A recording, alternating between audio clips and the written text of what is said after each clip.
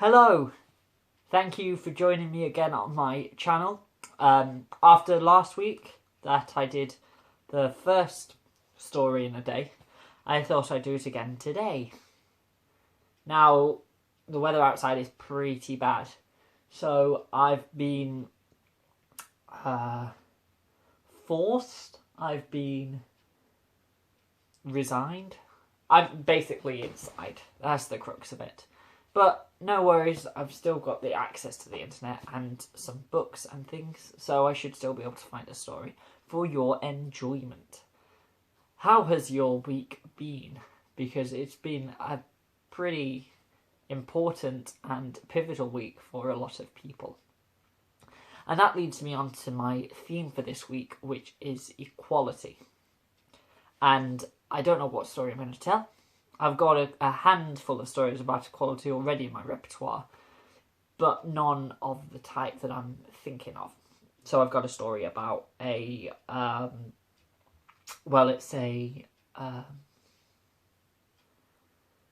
a well-known picture book about a cricket who can't communicate with anyone. And he tries communicating with all the other insects and animals, and eventually he has to find his cricket family, and then he can speak to them. And also I've got a story about a young lion who wants to get wed, and none of the other animals want to come to the wedding because the lion's dad is a bit of a predator.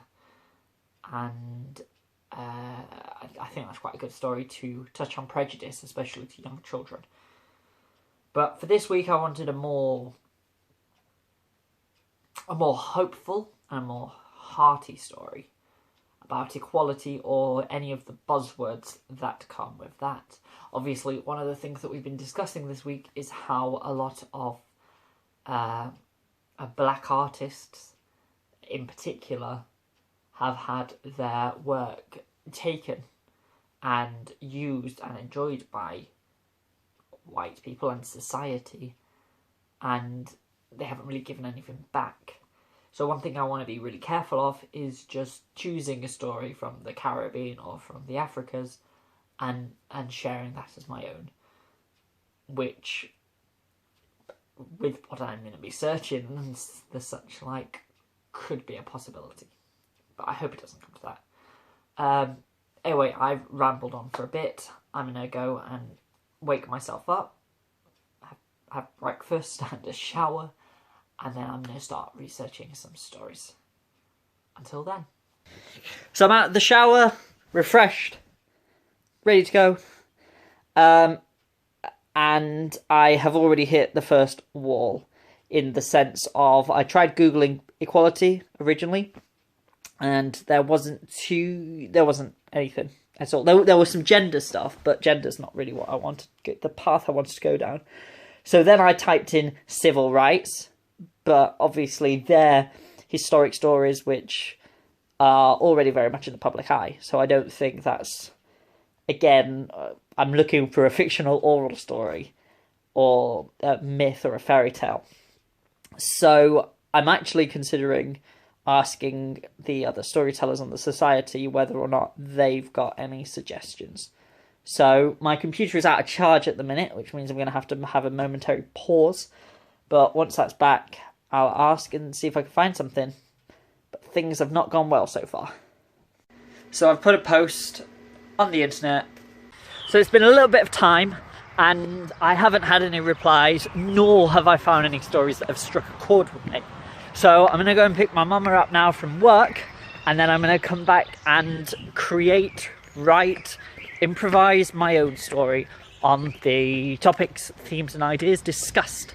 But if you have a story that you think is relevant, please put it in the comment section or send it to me, because the whole point of doing this project is to learn new folk stories that are already out there, and me writing one sort of defeats the point. But I'm doing it because if I spend any time looking, I'm just going to achieve nothing. So I guess this is me giving up.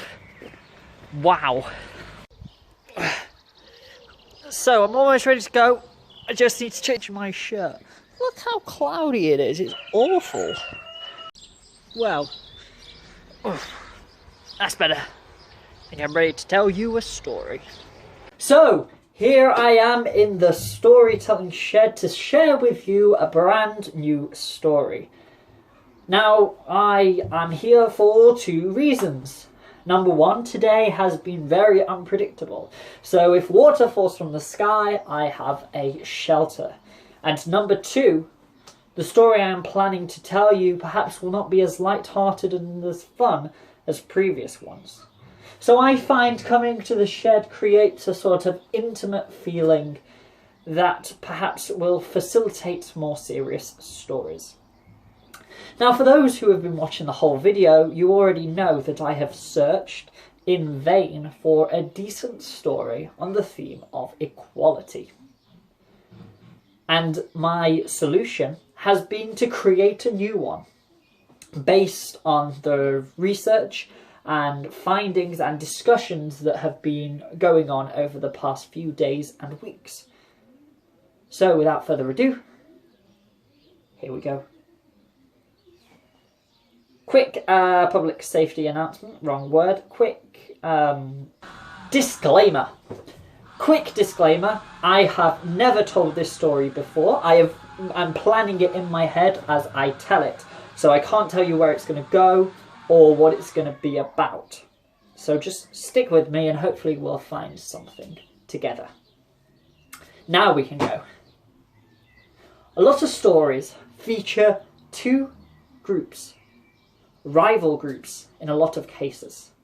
The Montagues and the Capulets, the Jets and the Sharks, the T-Birds and the Pink Ladies. And this story is much the same. It takes place in a rainforest, beautiful, full of hundreds of trees. But this rainforest is unique in the fact that it hasn't rained in a number of days or even weeks. Now in the rainforest there are 2 groups, the animals on one side and the exotic birds on another. That leads to 2 obvious questions. Why are the exotic birds not a part of the animal community? In the animal community you have such as the elephant, the monkeys, the lion, the owls, the tigers. Can you think of other animals that might be in the rainforest? Whereas the exotic birds are a force of their own. So why are they not with the animals? And question number 2 is, why, James, are you calling them exotic birds? Surely you could think of a better name or something more specific. Well, to answer that, I say to you that these birds have not been discovered yet. They have not been documented and researched and investigated. They're birds that live high, high up in the trees. They're quite small, very, very colourful. Now, where the animals live, the trees and the area is bustling and beautiful and looked after. The trees are full of leaves, they're fresh and new. And they're constantly being repaired or checked over by the animals. Whereas the exotic birds, they've been left to their own devices. So their trees are broken down. Some of the branches fall off them. They're very, very dry. It's an unpleasant place to live. And lots of the exotic birds live together, forced onto one small branch. Now the animals, they have created a form of government, an open, free-speaking space where you can share any issues you have. For instance, previously it's been said that the zebras aren't happy that the lions keep eating them. So all the animals have agreed, lions shouldn't eat all the zebras. Sometimes they're not happy with the monkeys. swinging through the trees in the middle of the night and waking up the babies. So the monkeys are given a curfew. And any little problem like this is solved by this group. And they meet often. Everybody is welcome in these meetings, apart from the exotic birds. They're not really involved in anything that the animals do. Their living quarters are separated by a river that runs through the middle of the rainforest. When the animals are drinking by the river, the exotic birds are not allowed to. The exotic birds aren't really allowed to do anything that the animals do. One day, baby monkey was drinking by the river, and he said, "Father, why do the birds never drink with us?" "Well, son, we wouldn't have it. The birds aren't allowed to drink with us. They know their place and we know ours." "But why not? Surely they're animals just like us." "Well, you see, the birds, they can fly. And we don't know where they've been. They could bring diseases and problems to the rainforest. It's best they live up there in the trees, out of the way of everything." "But father, if they can fly and they can leave the rainforest, surely they can tell us things that we don't know. I've never left the rainforest. I'd love to know what it's like out there." Well, you could see that Father Monkey wasn't giving Baby Monkey any information he wanted to know. It was just sort of left as, leave the birds alone. But Baby Monkey, but Baby Monkey didn't listen to Father's advice. The next time he was down by the river, But Baby Monkey didn't listen to his father's advice. The next time he saw one of those exotic birds drinking by the river, he headed over. And he greeted them and spoke to them. And they were hesitant. They wanted to fly away, but Baby Monkey insisted that they stay. Eventually they got talking, and Baby Monkey could learn much of the world outside of the rainforest, and how these exotic birds have been living their life. Baby Monkey, all the birds came to see what Baby Monkey was saying, and they drank together.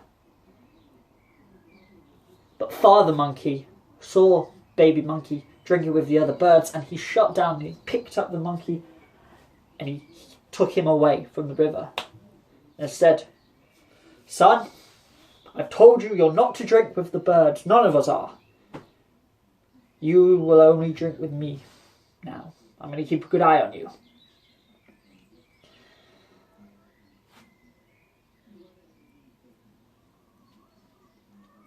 The next day was very hot indeed. Swelteringly hot, that all the animals came en masse to drink by the river. And of course, this meant that the exotic birds couldn't. They stayed high up in their tree, desperate for a drink of water. Things got worse for the exotic birds because the small branch which had fallen from one of the trees began to get so hot it ignited. And as it burnt, the fire spread to the trees and it began to grow. Baby Monkey saw this happening and ran to tell the others, "We need a meeting. We need to sort out the fire quickly." So all the animals gathered, and they decided that the elephant should be the one with its big trunk to slurp up the water and put out the fire. But Elephant didn't do that. It slurped up the water and began shooting it at his trees and the trees of the other animals. Baby Monkey said, what are you... There's fire there! The exotic birds! They're going to be so hot! But Elephant said, the fire could spark over to our trees, and then we'd be in trouble too. Best thing we can do is keep them watered. Best thing we can do is spray them with water so that the fire will not be able to reach us. Baby Monkey was like, but the fire's there now. We should surely stop and save them birds instead of... There's no fire here. There's a fire there. No fire here. God.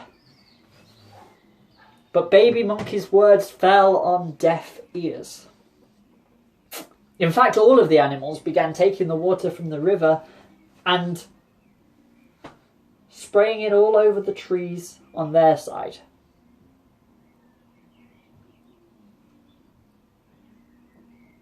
Now this is the part where the story becomes a choose-your-own adventure. We have reached a fork in the crossroads. With it being a made-up story, there's a number of endings that we could go with. But I think we all know what the truth is, and it's a version that I don't want to tell. Perhaps Baby Monkey's words were finally listened to, and the animals did turn and put out the fire to save the exotic birds. But more realistically, perhaps not. Now, as you've been listening to this story that I've completely made up, I wonder if you could think who you would be in that story. Would you be one of the animals who have just lived the same way forever and ever and never changed and never questioned things? Stubborn and traditional. Would you be Baby Monkey, questioning the world, asking why things are a certain way, but not being in a position to act? Or would you be one of those poor exotic birds, trapped up in the trees, nobody listening to them, nobody making things better for them? Whoever you are,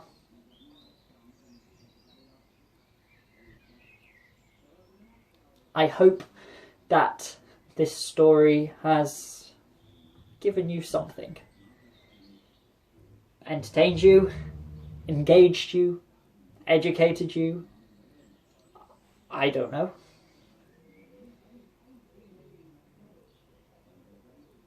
I feel like I've left this on quite a sour note. And I guess in a way that's intentional. The world is in a place of change at the minute. And I hope we come out of it better. All of us can make little changes into our life, or the way we think, or the way we speak to people. And I don't want to be preachy, and this isn't a information bulletin. But stories have amazing powers. Anyway, that is me, James Little. I have shared with you a story in a day, and a story about equality in a day, and I'll see you again next week. Bye bye!